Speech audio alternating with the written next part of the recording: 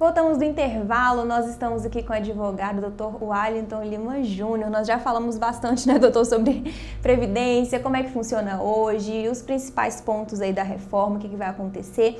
A gente encerrou o bloco passado falando de grupos diferenciados, né? Existem classes, doutor, que vão ter uma regra diferente dessa que a gente falou no bloco anterior? Sim. Até o presente momento, estados e municípios estão fora, né, dessa proposta de emenda à Constituição, significando que os servidores, né, dos estados e municípios eles vão continuar com as regras próprias. Mas dentro da reforma, os professores, policiais federais, agentes, sistema prisional federal, eles vão ter regras diferenciadas para se aposentarem. Basicamente, menos tempo de trabalho. Mas eu não compreendo que isso seja algum tipo de proteção, não.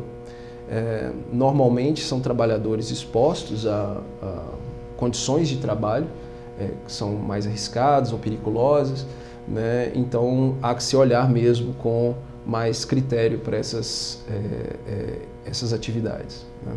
Doutora, a gente não tem ainda essa reforma aprovada, né? Ainda é uma proposta, mas caso seja aprovada, digamos que ainda esse ano a gente já tem essa reforma da Previdência aprovada aqui no Brasil, essas regras já começam a valer? Quem já está aí com um tempo maior de contribuição entra também? Tem um tempo de transição? Como é que vai ficar?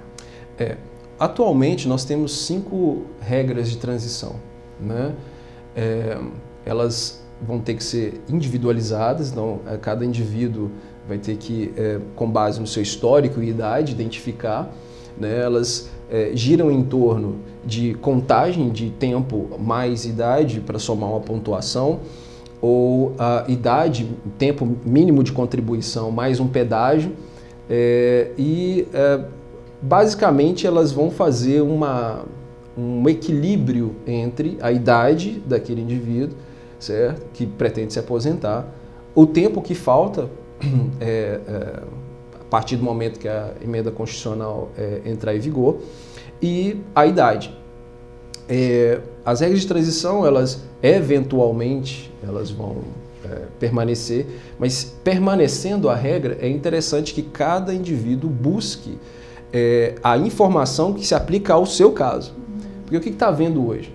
Quando fala de regra de transição, o indivíduo ouve 2 anos, quem está há 2 anos de se aposentar?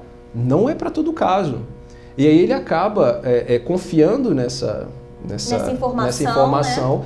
E não busca saber para o caso específico dele. Vai depender aí da profissão, do tempo que contribuiu, de sua idade, desse conjunto, né? E também saber qual é a mais vantajosa. Porque previdenciário basicamente são cálculos. E é importante você ter o cálculo para saber qual daquelas formas de regra de transição é mais útil, ou se você vai aguardar um determinado período. Isso é muito individualizado. Então, seja o que for que o trabalhador queira fazer, é importante que ele tenha o cálculo que dê base para isso.